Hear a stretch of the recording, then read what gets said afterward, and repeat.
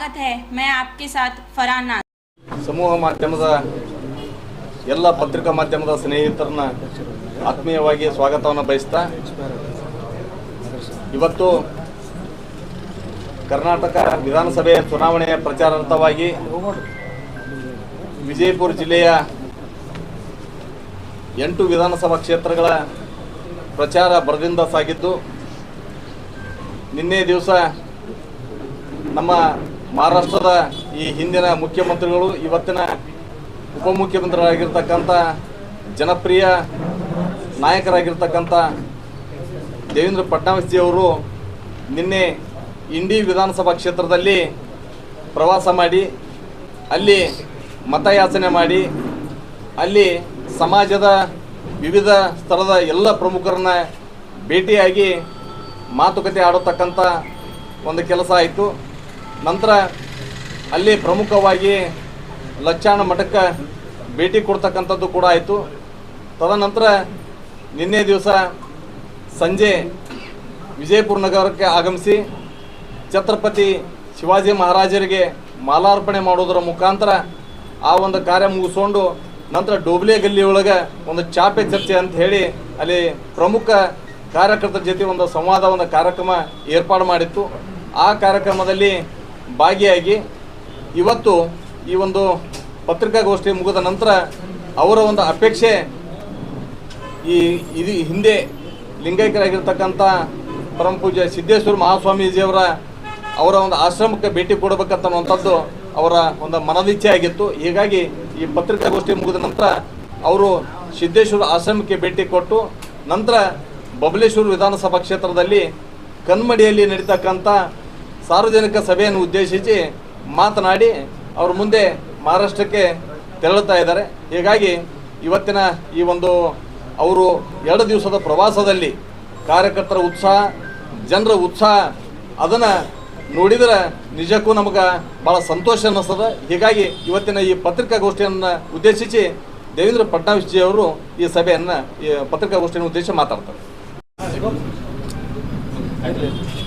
Media के सभी बंधुओं का मैं यहाँ पर बहुत बहुत स्वागत करता हूँ। 10 मई को कर्नाटक विधानसभा का चुनाव होने वाला है और मुझे पूर्ण विश्वास है कि हमारे आदरणीय प्रधानमंत्री नरेंद्र मोदी जी के नेतृत्व में मार्गदर्शन में कर्नाटक में बसवराज बोम्मई जी की सरकार फिर से चुनकर आएगी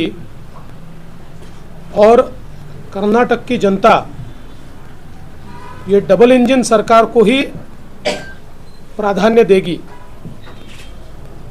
जैसा हम जानते हैं कि जिस प्रकार से देश के अंदर प्रधानमंत्री मोदी जी ने गरीब कल्याण का एजेंडा लाया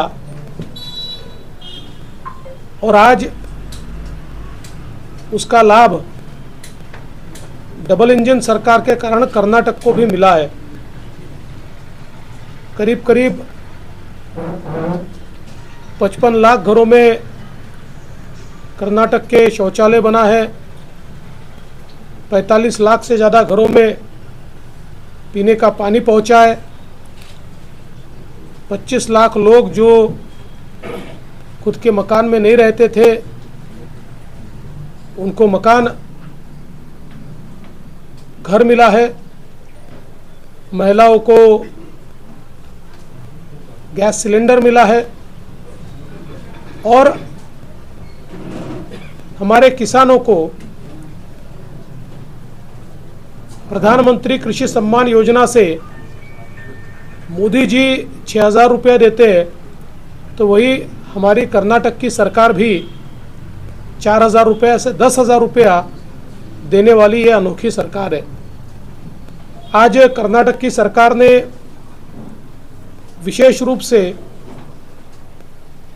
विद्यार्थियों के लिए अलग अलग प्रकार से उनको एजुकेशन मिले इस दृष्टि से कई प्रकार की स्कॉलरशिप शुरू की है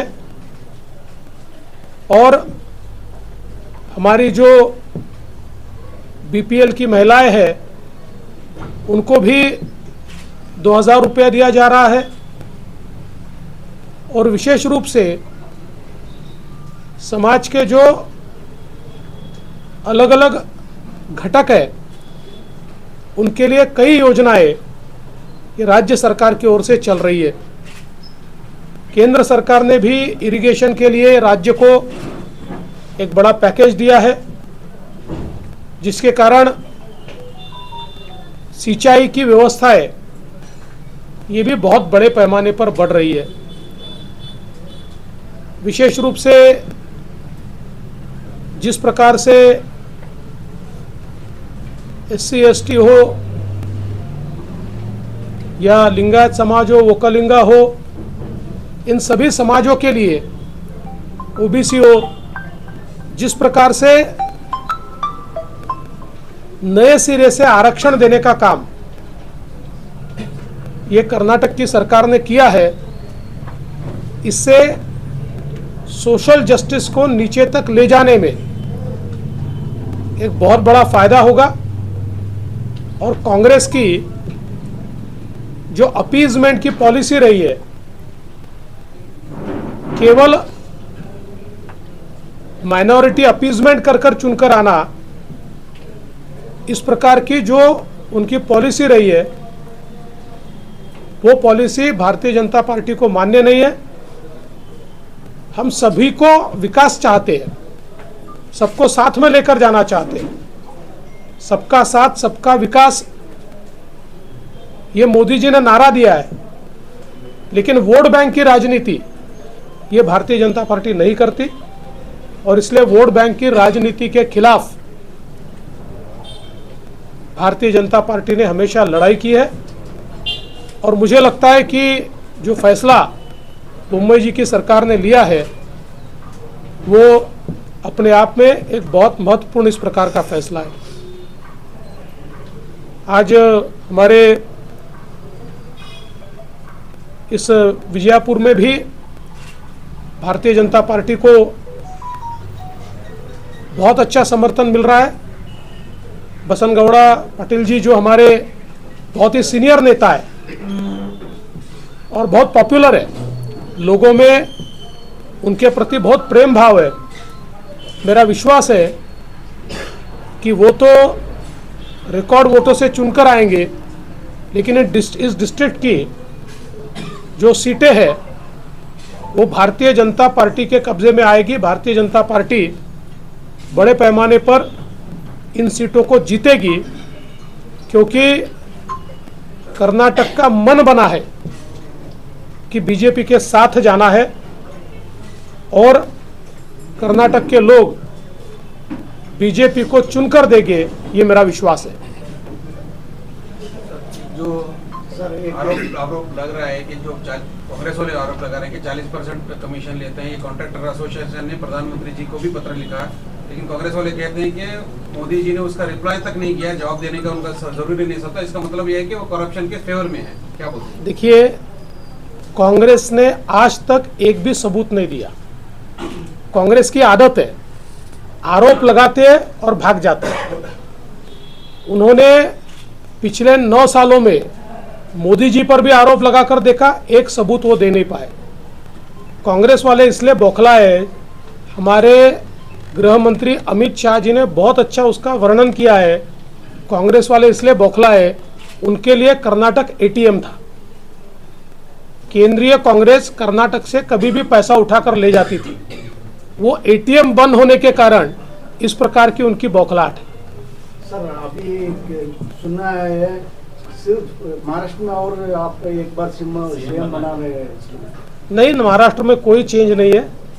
महाराष्ट्र में जो एकनाथ शिंदे जी है वही CM है, चुनाव तक भी वही CM रहेंगे, चुनाव भी उन्हीं के नेतृत्व में लड़ेंगे और चुनाव हम जीतेंगे। वरिष्ठ लोग बोल रहे हैं, आप छोड़ दीजिए। अरे भाई, कर्नाटक का पूछिए, छोड़ दीजिए। आप आए पहली बार इसलिए तो हमें पूछना पड़ा है। चर्चा का विषय ऐसा है कि मैंने आपको बहुत स्पष्ट बताया, बाकी जो चीजें चल रही है वो चीजें मीडिया में, जी आप कुछ पूछ रहे थे। सर, महाराष्ट्र के बहुत सारे बॉर्डर्स में जो कनेडी का लोग रहते हैं, वहाँ से वो लोग इधर कर्नाटक में आना चाहते हैं, तो उनको फैसिलिटी नहीं मिल रहा महाराष्ट्र गवर्नमेंट से। आप इसके बारे में क्या बोलते हैं? देखिए, ऐसा कोई बात नहीं है। महाराष्ट्र गवर्नमेंट अपनी फैसिलिटी देती है, कर्नाटक अपनी फैसिलिटी देती है, और जो मुद्दा है वो तो कोई आज का नहीं है। तो आप चुनाव के समय उस मुद्दे को क्यों उछालना चाहते हो? तो कर्नाटक में विमा क्यों जारी कर रहे हैं? मराठी भाषा का नाम- देखिए, वो भी आप जो कह रहे हैं ये हमारी सरकार के समय नहीं हुआ। कांग्रेस की सरकार जब कर्नाटक में थी और कांग्रेस की सरकार जब महाराष्ट्र में थी उस समय हुआ ये। उसका हमने पत्र भी जारी कर दिया। कर्नाटकमधल्या मराठी भाषिकांना महात्मा फुले जन आरोग्य योजना देण्याचं कारण काय होतं? कारण इथं ऑलरेडी अनेक योजना आहेत. मी मगाशी पण सांगितलं, हा आदेश जेव्हा कर्नाटकमध्ये काँग्रेसचं सरकार होतं आणि महाराष्ट्रात काँग्रेसचं सरकार होतं तेव्हा निघालेला आदेश आहे. त्यामुळे आज निघालेला आदेश नाही आहे. सरकार बीजेपी का वही बीजेपी सरकार है यहाँ भी, लेकिन हर नए मुद्दे पे फिर बेलगाम का इशू उठाते हैं, जबकि महाजन कमेटी की रिपोर्ट क्लियर हो है कि बेलगाम कर्नाटक का हिस्सा है, तो क्यों बार बार मुद्दा उठाया जाता है बेलगाम का? देखिए, महाराष्ट्र की सरकार के द्वारा देखिए, ये कोई आज उठा है? ये कोई आज का विषय है? ये तो सालों से चल रहा है और इसके ऊपर सुप्रीम कोर्ट में केस है, इसलिए इसके ऊपर बोलना ठीक नहीं है। सुप्रीम कोर्ट के सामने केस जब चलती है उस समय उसके ऊपर चर्चा करना ये योग्य नहीं होता। सर, विश्व कन्नड़ सम्मेलन में रहे तो आप विरोध करते हैं। बेलगाम में विश्व कन्नड़ सम्मेलन करे तो आप कोई विरोध नहीं है, किसी का विरोध नहीं है। एमईएस वाले बेलगाव में करार दिन आचरण। देखिए, हम तो बीजेपी है, आप एमईएस को अब पूछिए, हम तो बीजेपी है। सपोर्ट कर रहे हैं इसके बारे में, वही बोल रहे हैं। ये एक आरोप है कि आप सपोर्ट करते हैं। ऐसा है, देखिए, भारतीय जनता पार्टी बेलगांव में चुनाव लड़ रही है और हमारे खिलाफ कौन कौन लड़ रहा है आपको पता है, उनके भी उम्मीदवार है। बॉर्डर के मुद्दे पर अमित शाह जी ने कहा है कोई कर्नाटक और महाराष्ट्र गवर्नमेंट है उसके मुद्दे के बारे में कोई वो स्टेटमेंट नहीं देने का वो ऑर्डर किया, फिर भी आपका सीएम वो बॉर्डर के बारे में बात करता है। देखिए, जो अमित शाह जी के यहाँ तय हुआ उसी के अनुसार दोनों सीएम काम कर रहे हैं, कोई अलग काम नहीं हो रहा है। मुझे लगता है आपके प्रश्न खत्म। मैंने 4% रिजर्वेशन के बारे में बात की। आज सुप्रीम कोर्ट में अटॉर्नी जनरल ने खुद कहा है कि हम लोग 9 तारीख तक हम लोग उसको रिजर्वेशन को इम्प्लीमेंट नहीं करेंगे, जो 4% निकाला गया था। इसका मतलब ये है कि कहीं ना कहीं आपको भी डर है कि वो ये लीगल है या नहीं? बिल्कुल लीगल है, 100% कानूनन है। संविधान में कहीं पर भी माइनॉरिटीज को या मुस्लिम समाज को रिजर्वेशन नहीं दिया जा सकता। डॉक्टर बाबा साहेब आम्बेडकर जी ने जिस समय संविधान तैयार किया था उस समय ये मुद्दा आया था, कॉन्स्टिट्यूएंट असेंबली में इस पर चर्चा हुई थी और स्पष्ट रूप से ये कहा था कि ये रिजर्वेशन धर्म के आधार पर नहीं दिया जा सकता और इसलिए उसी समय कॉन्स्टिट्यूएंट असेंबली ने उसको नकारा था। आज तक जितने बार अलग अलग राज्यों ने मुस्लिम रिजर्वेशन देने का प्रयास किया, सुप्रीम कोर्ट ने भी उसको खारिज किया है। इसलिए जो भारतीय जनता पार्टी की सरकार ने निर्णय लिया है वो पूर्ण रूप से संविधान सम्मत इस प्रकार का निर्णय है, संवैधानिक निर्णय है। डॉक्टर बाबा साहब आम्बेडकर जी ने जो संविधान के प्रिंसिपल्स दिए उसके अनुरूप ये निर्णय। सुप्रीम कोर्ट में आप जीतेंगे? आप यकीन है कि आप जीतोगे? पक्का जीतेंगे। साहेब मराठीत बैठ जाए. संजय राऊतांनी असं म्हटलंय की शिवसेना फोडण्याची सुपारी